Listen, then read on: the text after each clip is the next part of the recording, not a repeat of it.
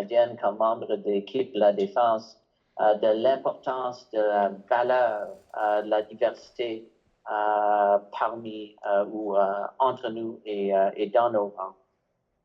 One of our values within the office of the JAG is respect, and I reflect upon the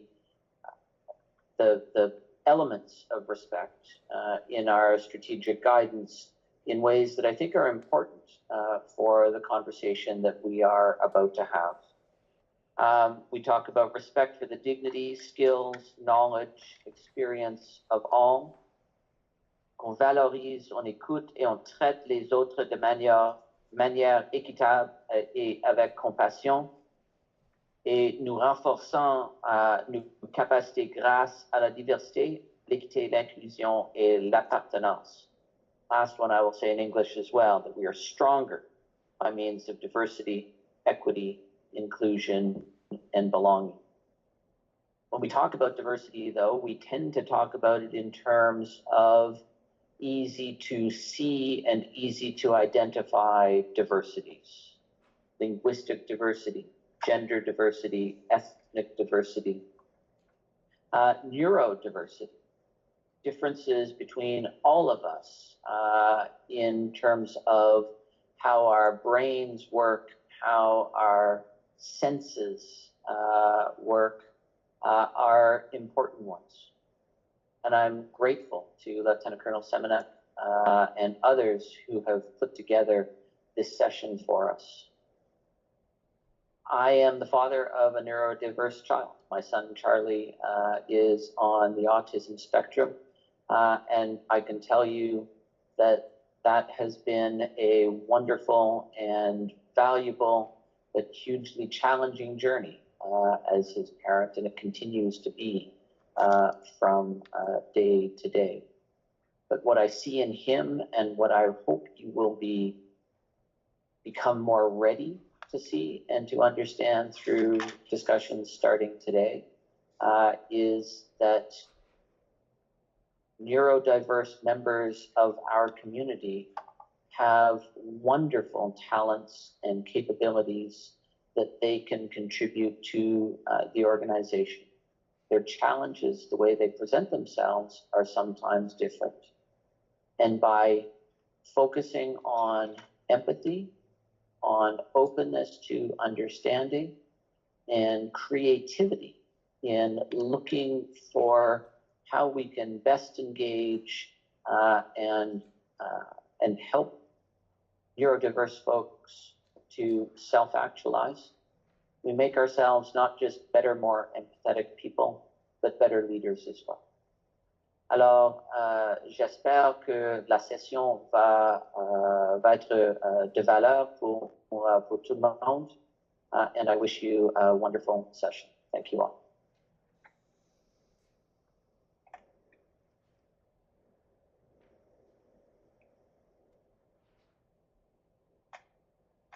I'd like to thank the JAG for being so open and so vulnerable by sharing his personal journey of raising a son with autism with all of us.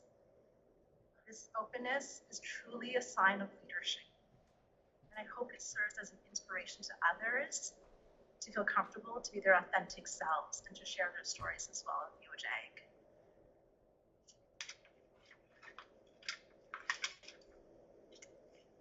I myself am a mother of an autistic child. My son Calvier was born 10 weeks premature when I developed severe preeclampsia in my pregnancy. At the age of about 3.5, he was diagnosed with autism and recently with ADHD as well, for which he is medicated. This is something I've only shared with a few close colleagues and with my own chain of command in the Office of the Advocate General. I think I have felt that by showing this imperfection in my life, that I would be seen as weak. But what I now realize is that I'm not weak by sharing my story. This is my strength. My son is my superpower. And I hope this helps others to feel comfortable to share their stories as well. My journey as his mother has been both challenging and very transformative. has required immense dedications, patience, and hard work. But despite the challenges, it has been an incredibly meaningful experience as well, and has humbled and changed me in ways that I never expected. Watching Calvir work so hard to navigate a world designed for neurotypical individuals constantly reminds me of my own privilege. His bravery, his resilience, his courage, and his strength are a daily inspiration for me. It's from this personal experience that today's event came about. One day, while reading the defense team news, I came across the story of Lieutenant Colonel Semniak. It was so moving and inspiring, and it brought me to tears. I shared it with a couple of close colleagues, Cynthia, Commander Fogo, and of course my husband and my family. I then reached out to Lieutenant Colonel Semniak, and we began emailing. He shared with me resources and papers and books as well to help me to support my son and to learn more about neurodivergence. Sir, for this kindness and for your support, I will always be grateful. We will also be sharing many of these resources with our colleagues as well at the end, so they'll be up on the screen as well as in the chat. This conversation has sparked a broader discussion within the Administrative Law Division on the topic of neurodiversity. The idea for Lunch and Learn was proposed by Lieutenant Colonel Devano, and with the enthusiastic support of Colonel Davis, we began working to bring this vision to life. What started off as a small Lunch and Learn has now blossomed into this full-day event. We'll have some amazing, inspiring speakers for you, as well as a really exciting VR experience. Colonel Davis, I would like to take this opportunity to thank you very much for fostering an environment in the Administrative Law Division where we all feel empowered and inspired to come forward with ideas and to lead initiatives that we feel are meaningful and important for the CAF at large. Thank you. On that note, I'd like to briefly introduce our first guest speaker. After his presentation, there will be time for questions as well.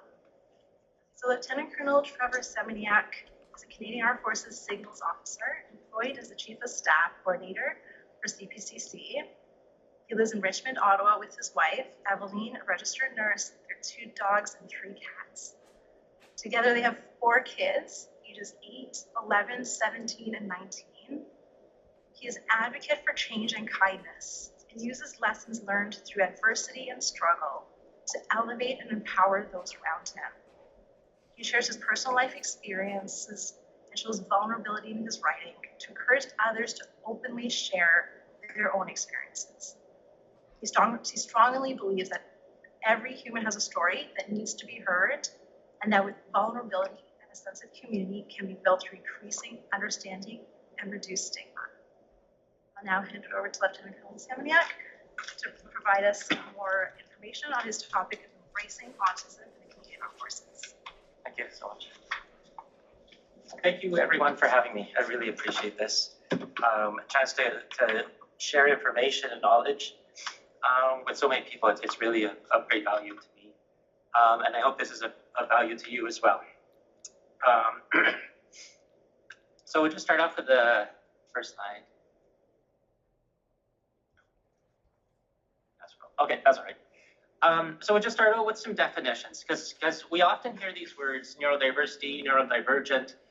So neurodiversity is everyone. Everyone in here has a neurodiverse brain. Everybody's brain is different. We're all unique. When it comes to an outlier, an atypical brain, we use the term neurodivergent. So the individual is neurodivergent, but neurodivergence in general is just all of our brains. And then autism specifically, we'll talk lots about that today. But it's specifically a neurodevelopmental condition that affects communication and presents various other behavioral challenges. So looking at autism specifically. Sorry, this ain't next slide.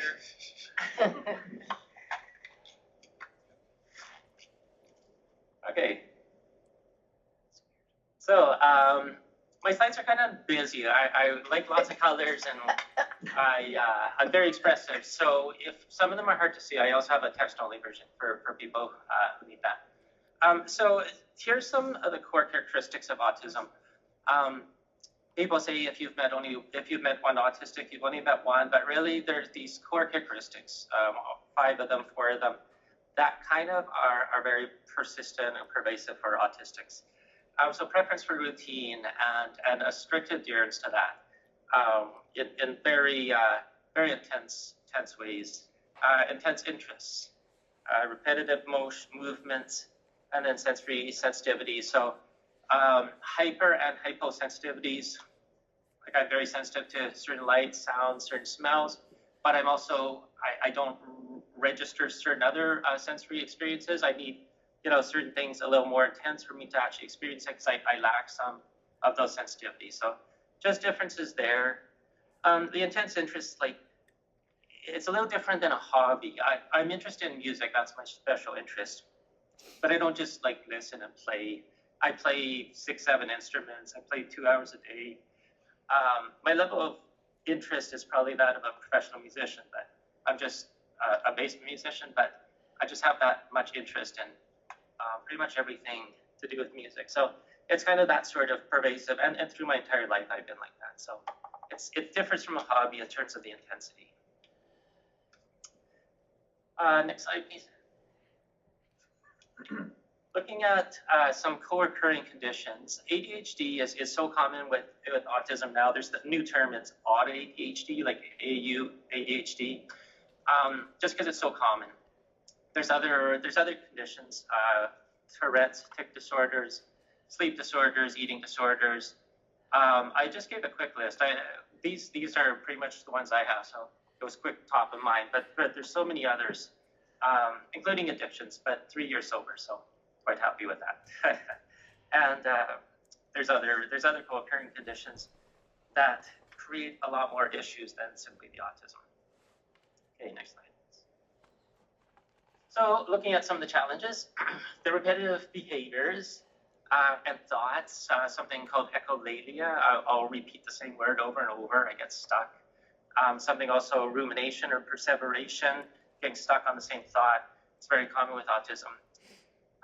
So not just movements, it's also like verbal and mind behaviors or thought. Social cognition. There's always challenges with perceiving the world and moving about the world. And I operate with scripts and codes, rules, and flow charts. And I know how to work around the world. When I was young, I was terrible. I was so socially awkward. And when I first joined the forces so many years ago, I was almost just as socially awkward. But I kind of figured it out, right? I see somebody come in the room, they'll say, "Hey, you working hard or hardly working?" And I'll say, "Okay." That's what I do next time I go in the room, right? And sometimes I get it wrong, and people say, "Whoa." But it's all about learning, and it's not innate. The social stuff isn't really innate. I have to learn it, and I have to run through these scripts and things in my head. So there I noted the 2 different types of challenges. There's medical and then there's social challenges. So the medical model looks at disabilities and the lack of certain capabilities, whereas the social model looks at how the environment and society kind of could either make it easier or harder on a particular individual. So I strongly believe in the social model, that because autism is such a social communication sort of challenge, that the medical model doesn't really fit. There's no medical issue, there's no cure, there's no gene, there's nothing medically really that's wrong with me or other autistics.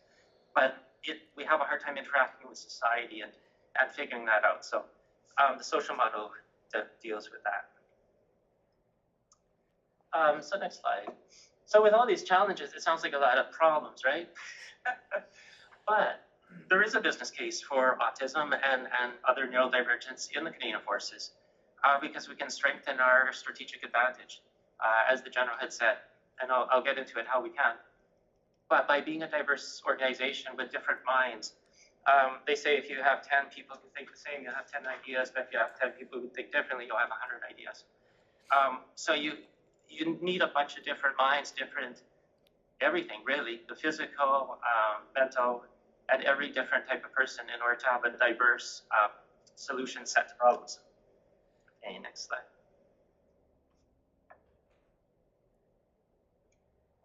What I was saying. So positives really, there will be positives for the individual and for the CAF if we really embrace autism and better support it. So for the individual, we're all humans and we all want to feel fulfilled and we want to work and feel like we're contributing. So for the autistic individual, there's great levels of happiness and life benefit. And then for the CAF, we'll go into increased problem solving, innovation, and various other things that can potentially come with autism. Next slide, please. So autism leads to spiky skills profiles. So very strong and focused skills in certain areas and somewhat deficits or general lack in other areas. I'm an engineer by trade. I very good at math and figuring things out, but I sometimes have a hard time communicating that to people. So, and early in my career, I had a really hard time. I have all these great ideas, these great solutions, but I can't always communicate them because my brain won't always work. So there's this spiky skills where I have this super focused skill, but I don't have the general communication to express it as right now. Next slide, please. So just a quick summary of some of the strengths with autism, and then we'll get into how they can benefit the forces. Hyperfocus, you often hear about autistic hyperfocus. It's also related to ADHD, but the ADHD hyperfocus is more related to starting and stopping tasks because of the dopamine levels. In terms of autism, it's often the special interests. If I'm focused on music or something, like I'll go 3 hours without eating or anything, I'll suddenly get up and realize I have to go to the bathroom and I'm hungry and thirsty, and I'm like, whoa, like how long have I been sitting there for? It's a little atypical in terms of the amount or the intensity of that hyperfocus. Other things, logical reasoning, attention to detail, pattern recognition. Those are very common gifts or talents of autistics. And it comes in all sorts of different ways. Some people can memorize every train schedule. Some people, various other gifts that come with that. And it really matters. It really determines, or it's determined by how it's embraced, I guess, by the individual, how they use that. And then memory, information processing. That's not always a top skill, but sometimes it can be. Honesty and directness, there's a star there, because it's often mistaken for rudeness. There's a lot of funny tropes on the internet and like Sheldon from Big Bang, right? And I'll often say to people, do you want me to be honest? Or do you want the truth, or do you want me to lie? Like, I'll tell you that the person is ugly if you want me to, but what do you want to hear? Because I often find that people want you to lie to them. They don't really want the truth. And when I tell people the truth, they don't like it. And they say autistics are the canary in the coal mine because they're often the first ones that'll say something. Because we don't have the social kind of fear or often even the social awareness to know it's maybe not appropriate to say, like, you don't look good in that outfit today. Or no, your hair doesn't look good. But, so I'll often preface it, well, do you want me to be honest or do you want me to lie to you? And then sensory sensitivities, it can be a strength, but it also can be a real challenge. And then in French. So translating that to CAF, and why I'm here to talk to you, how can autistics benefit our operations? The hyperfocus and passion, I listed a couple of things there, special interests. Like when I'm doing a work project and I'm hyper-focused on it, it'll get done. Constellation thinking, I don't know how common it is, but I certainly have constellation thinking where I'm very good at synthesizing and systemizing a lot of diverse facts and information and bringing it all together into a concise thought or bringing it down. So a lot of autistics have this constellation thinking of kind of, it's also there's other names for it. Higher recognition and attention to detail, extremely important in military. We all know that. Missing things, it could be life and death. And so some of these things here I listed are great trades and great applications for an autistic individual to apply their skills. And then the logical reasoning and problem solving, it's really just a matter of thinking differently and approaching problems differently, and maybe not always being stuck in some of these social constructs or something. So autistic individuals are often very creative, a lot of artistic autistics because of that creativity. And so it's just a matter of kind of brains are wired differently and think differently. And next slide. And French again, next slide. So now let's look at policies and directives. There are none, but I don't know if we need one. I don't think we need a policy regarding autism. It's a matter of we need support, what I call reasonable accommodations. So noise canceling headphones, that's reasonable. Clearing out an entire shop floor so somebody can have a silent workspace is not reasonable. So we have to be reasonable about this. But most of the challenges with autism can be accomplished with reasonable accommodations. Less, task, like giving tasks a little more structured, less last minute things. Or there's various other challenges that can be mitigated just through a little bit of effort, really. There are accommodations for those with learning disabilities. And so some autistics fall into that category in terms of dyslexia and various other things. But the issue we have right now is that we provide these accommodations in the learning environment. They're providing extra time on exams, mentor help, all sorts of things. And then we've had cases where suddenly these neurodivergent individuals go on a deployment or they go elsewhere, they fail, and they get written up. And then next thing you know, we have an admin issue because we're providing these people these accommodations, and then suddenly we pull them away, and then we said, oh well, now you're written up for this. And we've had cases where people are released over time because they, it's perceived as insubordination or there's different challenges. So these are some of the problems with not having directives or not maybe having clear guidelines. But it's more to do with DOD 5516, and that's CPCC where we're looking at this right now and how we can change this because it's not working to provide people the leg up and then pull it out from them. So next slide, please. I'll just mention the universality of service is also a challenge, but again, CPCC, we're looking at that, and CFP, and I hope we can get somewhere with that because there's limitations in the universality of service that probably aren't necessary in order for us to conduct operations, but they are limiting for certain neurodivergent individuals and other individuals in general. So that I think really has to be opened up. We're not like in the population that we can just pick and choose anybody we want from the Canadian population and say, hey, like come join the CAF. We're struggling so much with recruitment, and I think we really have to look at why we're releasing people and what the stringent requirements to allow entry are. Okay. So how can we enhance neurodiversity in the CAF? It's really quite simple. As the general mentioned, empathy is one great way. Just try to understand other people's positions, right? I'm sure everybody here does. We all try. Try to eliminate ableism. The CAF in general is an ableistic organization, and we need it that way because we need people that are able-bodied, fit to fight, able mind and body. And when they're not, they are typically released. And it's kind of a nature of the beast. However, we can eliminate some of that ableism. Some of the requirements are not actual requirements. Some of them are historical. Some of them are just simply not needed.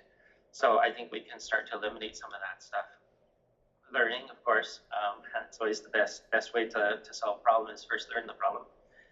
Try to eliminate biases. There's unconscious biases, and we all have had our training and we try the best we can, but we have to continue that. And then trying to embed inclusion in policies, directives, events like this, just normalizing neuro-inclusion. So people who are neurodiverse feel like they belong, because a real feeling of the community is that we don't belong, because we struggle with communicating with people, and we were often bullied as children. I'd probably say almost always, because we're different. And so there's always this feeling of not belonging. So the best way, I think, to embed inclusion is to just make people feel like they belong, and they're welcome, and they're understood. Okay, next slide. And I'll touch next on autistic leadership, because I wrote a paper about this specifically. Because autistic leadership is a fairly specific type of leadership. I'm kind of the only one who's really researched this. I've had a chance to define this in the research literature. And the importance of autistic leadership to me is some of these boxes here, providing mentors and role models. Worker autistics who are workers or otherwise in the organization, they'll see leaders who are autistic and say, well, that could be me too, and they'll rise to the challenge. And there's certain strengths and talents in terms of, as I talked about the autistic talents, hyperfocus, and some of these things translate very well to leadership. The honesty and directness translates well. And so some of these things enhance the leadership. So it's kind of an interesting field to study, and something that's not well understood, I don't think. And so improving our view of diversity, so having autistic leaders, as I said, different problems, solutions, different innovative ideas, different ways of leading. It all just benefits an organization when you have a diverse skill set. And then challenging stereotypes. There's often a stereotype, and I kind of added to that autism is somebody flapping their arms, making sounds. And I certainly did that when I was a child. I was 3, I didn't speak till 4. Nobody understood me. It was 1975. Autism was on nobody's radar. And I was just such a challenging child, and doctors, teachers, nobody could figure me out. But there's so many stereotypes because of that, and I think those have to be challenged, because there's, I think, a perception. A lot of people, parents who have young children, they reach out to me all the time. They say, my child is not speaking at 3 and just making noises and flapping their arms and spinning around, and will they ever be successful? Will they ever live on their own? And I say I'm almost sure they will, because I was like that, and I made it.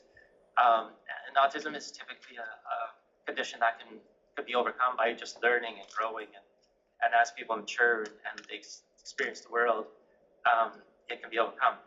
There are 3 different levels of autism. I'll mention. There's level 1, 2, and 3. And so, as I mentioned, their autistics may not be well suited to all jobs, including the military. I'm what would be called a level 1 autistic, very, also some people say high functioning, but we use level 1 now. So I'm very independent. I can get around in the world. In some ways, I'm not totally independent. I rely on my wife for a lot of things. They keep me safe, because there's a lot of autism has accidents, very prone to accidents. So my wife keeps me safe and different things. But overall, I'm pretty able to live on my own. Level 2 is a little bit less independent. And then level 3 is autistics who are in group homes or still living with their parents and really not able to function and cope in society. And they're, everybody's important in this group. And so I think the importance of the level 1 autistics in terms of leadership roles like me is showing the world and other autistics that, we're here and we can be successful and we can learn. Okay. So next slide.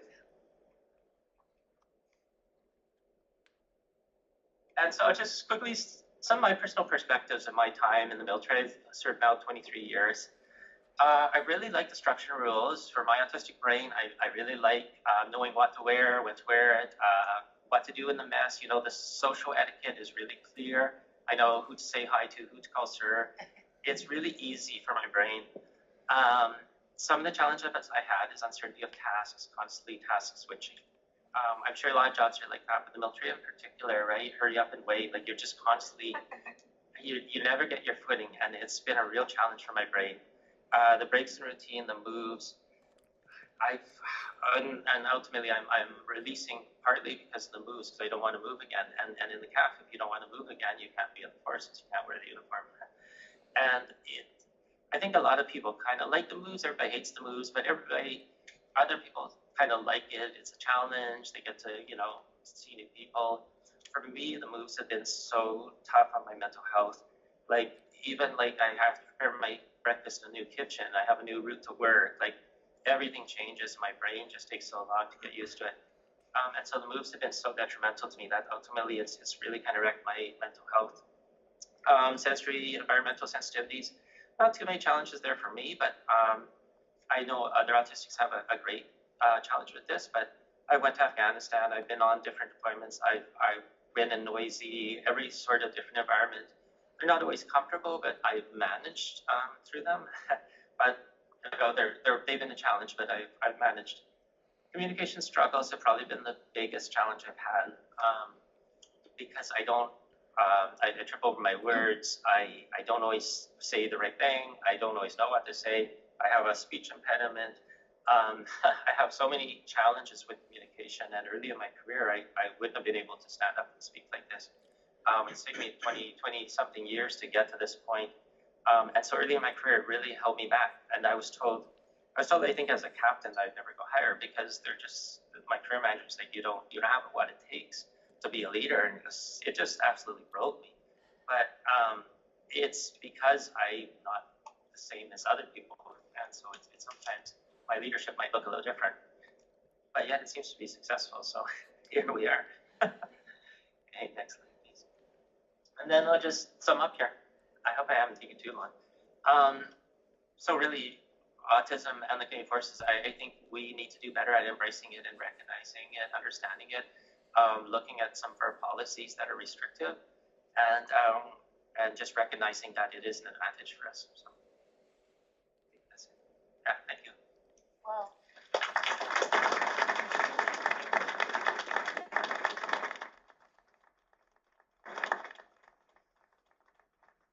Any questions? Yeah, go ahead. Lieutenant Colonel Daria Eastlake, thank you very, very much. This is just incredible opening, I think, for me, and I'm sure for others. I'm really intrigued. I guess you talked about early in your career and people telling you, career managers.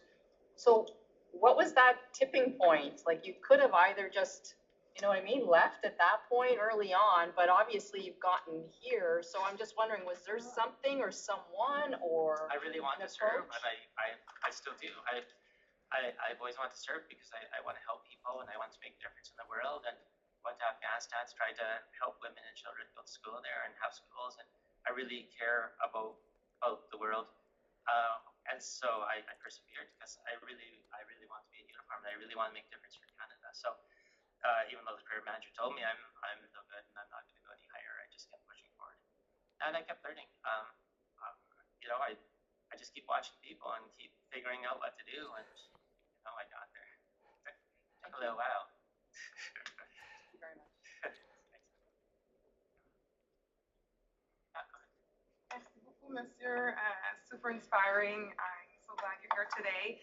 My question is in respect of, do you have one thing in particular you can share that maybe a supervisor has done throughout your career that really helped you? That if we were to take something away, and we have colleagues that maybe neurodivergent, how can we as leaders or colleagues support them and help them feel like they belong and they can contribute to the same extent that all of us can? Well, thank you for the question. I would say probably the biggest thing somebody did is now Brigadier General Chris Horner. I was struggling at the Warfare Center, and I was approaching a release because I wasn't coping well. And he recognized my neurodivergence, and he knew that there was a perfect position for me at CPCC, where they're looking for somebody with my mind and my specific skill set. And so he made the posting happen. Despite career managers and whatnot, it just suddenly I had a posting message. And so I've never had it literally happened in probably 2 hours. I went in his office and I told him I was struggling so much and my mental health was terrible. And within 2 hours, he told me I posted. It's just a fantastic leader. And I think something like that is what we have to do, is recognize that if an individual isn't coping because of their particular challenges, let's put them somewhere else before they release. Like that's all I would say. We just have so many people releasing, and when you ask them like what could be different, well, if I had difficulty, if I had this, it could be easy, but yet we have just so many releases. So that's what I think. Thanks. Yes, sir, Captain Adam Gorley. Question for you, reference autism and the training system. Autism's a medical diagnosis, so it would need a medical diagnosis through the system and acceptance by the Canadian Forces entry standards. But the field of applied behavioral analysis is grown exponentially on the civilian side. Is there any effort, to your knowledge, to integrate that into CFITES and our training system as we go through? I don't think so. Like, I don't think autism at all is on the CAF's radar, on the medical system's radar here. When I tried to get formally tested by the CAF, I was told they don't do it. I'd have to pay for a separate assessment. So I had enough that I needed from what my psychiatrist said, but to get the formal diagnosis in the CAF, you can't do it. And the CAF's quite resistant, and ADHD meds, it's been a fight. It took me 3 years for that too, because the CAF is very resistant from a risk point of view to give people stimulant medication and then potentially risk something happening. And then the autism thing, I suspect is the same. They're kind of like, well, that's your problem. It's not really affecting us. So if you want to get tested, then that's fine. But there's no supports anyways. So I don't know if the testing really makes any difference because there's no policies, no directives, and no support. So you can get tested and then you'll know yourself. But I recommend to people do an online test and just, if you suspect you're autistic, do an online test and they're very accurate, and then go from there. Talk to your doctor. But I don't know if that answered your question. I went around the circle a bit. No, to answer the question, there's probably nothing in there built in our CFITES system to address those that's people the answer. to assist them, other than the AOD, right? So. The AOD is for learning disorders, though, special accommodations, and autism doesn't fall in there. Autism is separate, just neurodivergent condition. So. Thank you, sir. Yeah. Well, first of all, thank you for a great presentation. The chat's blowing up with comments on how awesome it was.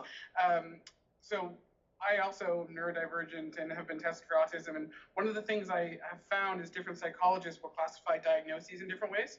So I was told I rank high on the autism test, but that particular psychologist would prefer to call it a learning disability where the differences in skills and weaknesses are so strong. And funny enough, you mentioned the medication issue, because that was one of the many reasons I couldn't join the forces. I wanted to be a SEALE officer, but besides my love for breakfast burritos, I took the medication. But on the civilian side, we have more accommodations, so I don't relate too much to the workplace struggle. But your comment about is that dress, do I look good in this dress? Like, I was like, yeah, I would definitely say no, don't on a different one. But how have you found support for the home life? Because it sounds like you've got a really caring partner that works really well for you. How have you found that side of autism with? Well, having a support partner makes all the difference, really. Eveline is so fantastic for me. I've had other partners that were really quite detrimental and hurtful, and so having a supportive partner has really made the difference for me, and it's really kind of helped me excel and thrive in life. So yeah, she's been one of the biggest, helps for me. So is she neurotypical, or is she?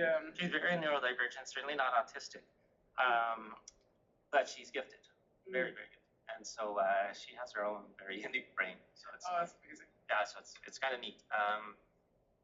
I can never win the board game against her. Trevor, Colonel Paul Frost, thanks very much. This has been really, really eye-opening, and I think very useful for folks to hear about if they haven't sort of encountered the detail of this for the first time. My question for you is, have you had any sort of peer support experience kind of in the forces? Have you encountered over your kind of time in the CAF other folks who are sort of going through the same thing you've been going through, and has that been supportive in any way? Well, interestingly, it's been the other way around. I've established a support network. I established a neurodivergent Tiger team through the DAG for persons with disabilities. But didn't really fit there because it's not really a disability, so I kind of had a hard time. But yeah, I've ended up becoming that support peer coordinator. So I have so, especially from the video that I did, I have so many people that reach out to me and say, you know, I'm also neurodivergent, I'm autistic, like how are things going? And so yeah, it's been great. I've got this little network now, kind of all built around me, so it's pretty exciting. Interestingly, about the ADHD medication, my son is trying to join the Canadian Forces, and I very disappointed when he told me that the medic had told him he has to stop his ADHD meds, and sure enough, by policy they do, because there's a certain level of risk. We sign different risk to recruits as we do to like me, so I can take medication because they're like, wow, we've invested 20 years, we'll take the risk, but for new recruit we can't. And it was kind of heartbreaking that you know, a sergeant medic told my son that the prescription from his doctor has to be stopped with the prescription he medically needs. And there's so many issues with unmedicated ADHD in terms of impulse control and so many things, right? And so anyways, he's kind of waiting, and he's challenging. It's so challenging. I saw him over Christmas, and his ADHD is so terrible. Can't do anything. He can hardly function, but he has to be off this in order to join the forces. So he's going to do that because he really wants to serve. I just worry about something bad happening because with unmedicated ADHD, there's issues with impulse control and all sorts of other things that can happen, accidents and whatnot. So anyways, just a side note about the ADHD and meds, but just something else that I think we really need to change in the forces. They estimate 10% of the Canadian youth have ADHD. So if we're now limiting our entry by 10%, and we're already limiting it in other ways, right? Other illnesses and whatnot. What are we doing? Like ADHD is not a detriment for the forces. I would say if anything, it's a great help, but it has to be medicated. It's definitely indicates medication, and so I think we need to fix that. But anyways, that's another time. I've sent lots of memos about that. So, yeah. So Major Thane has just posted an article saying they've updated the standards. I saw that, and I can't find the policy, interestingly, even though I'm in CPCC. So I saw the news article, and I asked around, and nobody can find this actual policy where it's changed. So Common law people. it wouldn't be the first time that. Right. It wouldn't be the first time that the news surprised us. So I don't know. You've got another question here now. I can imagine some neurodivergent behaviors clashing with standards in some settings and the potential discipline being used. Can you comment on that tension in your opinion? Example given, a soldier says something that comes across as insubordinate, chain of command might feel they need to discipline. That's from Major Begin in Kingston. Thank you. That is a significant issue. And we've had, like I said, people released. We've got grievances. We've got all sorts of issues. I've got, you know, people who send me emails saying like, I got written up just because I misunderstood the question and I asked for clarification or something, and I was considered to be insubordinate. It's a real problem. But I don't know really the solution for that, because there's something called the double empathy problem. When you have an autistic and a non-autistic person, there's a communication challenge there, and it's not either person's fault or problem, but both people have to solve it, right? The neurotypical person has to kind of understand the autistic person better, and vice versa. So everybody has to work together to understand this problem for us to be effective. So it's not really like a neurodivergent autistic problem. It's kind of all of our problems to communicate clearer, more effectively, and I guess more respectfully. Yeah. I guess I'm a civilian, obviously. So I'm learning now that maybe the CAF policies might not be as open-minded, I guess, Yeah. for lack of a better term. Yeah. For me specifically, I find that allyship, for those who know me, is like very, very important. And I think it's very difficult to be the outlier trying to create their own space within a space that might not be as inclusive to them. Do you find that it's very hard for you to try and almost like elbow your way into certain rooms or certain social spaces, even just from a social perspective outside of CAF? And how do you do that? Question.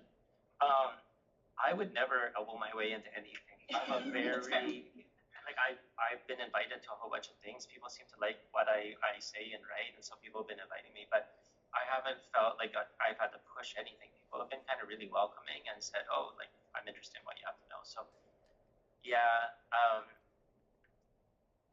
I don't think, like, the neurodivergent thing really bumps up against anybody. Like, I haven't had anybody say, like, you shouldn't be doing that, you're wasting our time and money, or nobody's really said anything like that. I think people are really supportive, so I haven't had any issues. Yeah. I got another question in the chat. Can you? Sir, did I interrupt somebody? There was one person Oh, yeah, just here. go ahead. Yeah. Hi, I'm Jacqueline with you, Jack.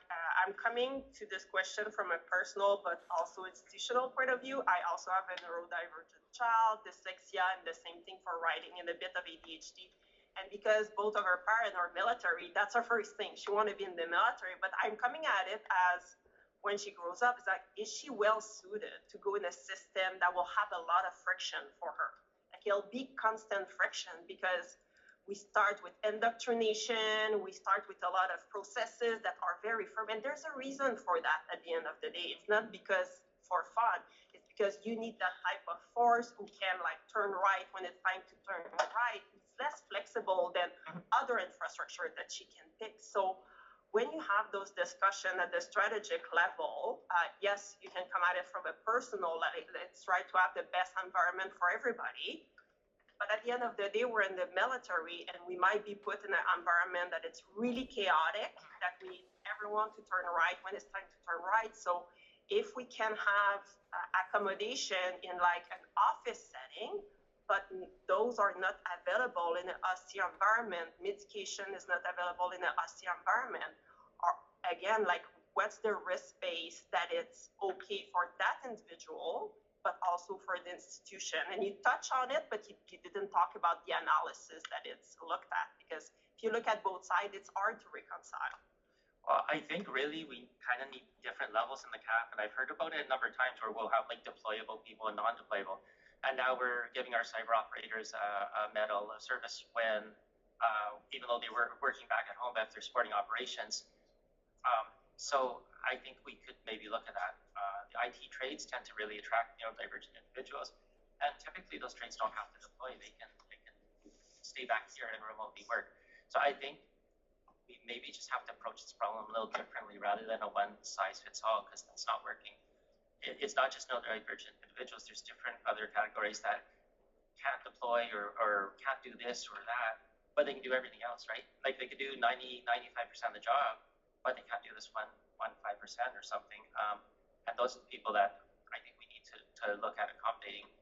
But just, like maybe an 80% solution directive, right? That captures 80% of the people, and then we look at the outliers or something. But I don't think we can have everybody has to fit into this shoe, because it's not really working in terms of recruitment and retention right now. But would that system put a lot of the classic military hardship on a smaller cohort? And that will create also issue at the end of the day, PTSD, injury and deployment, more move, more deployment, more stress on a smaller group of individuals, and then trigger. Like for me, that's where my head goes. Well, that's good to accommodate a certain group. They have less like classic military hardship, but then what happened with the other group where you increase it, then you might have more medical issues. Yeah. It's a multivariate problem, and I think it needs a complex solution. So that's why I'm saying I don't think it's a one solution is going to fit. It has to be looked at from, I think, a lot of different ways, and I don't have a solution. But anyways, I know some of the problems, but I haven't really explored the solution space. We'll have We'd like to say a few words. I know we're running all times.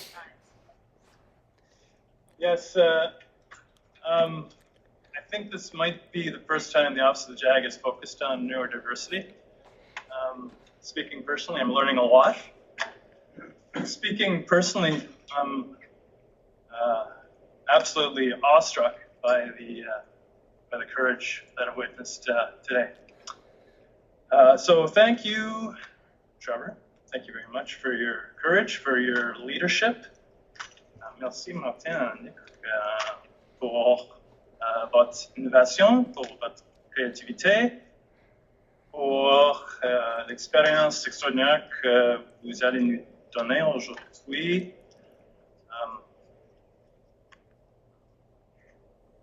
This is super. This is super. The JAG has asked that I present little tokens of appreciation to the three of you. The JAG has a coin that he likes to pass out to his friends. It's a token of appreciation, token of friendship. And traditionally in the military, it's presented with a handshake. So thank you very much. Thank you. This is nice. Thank Thank you. you. Thanks.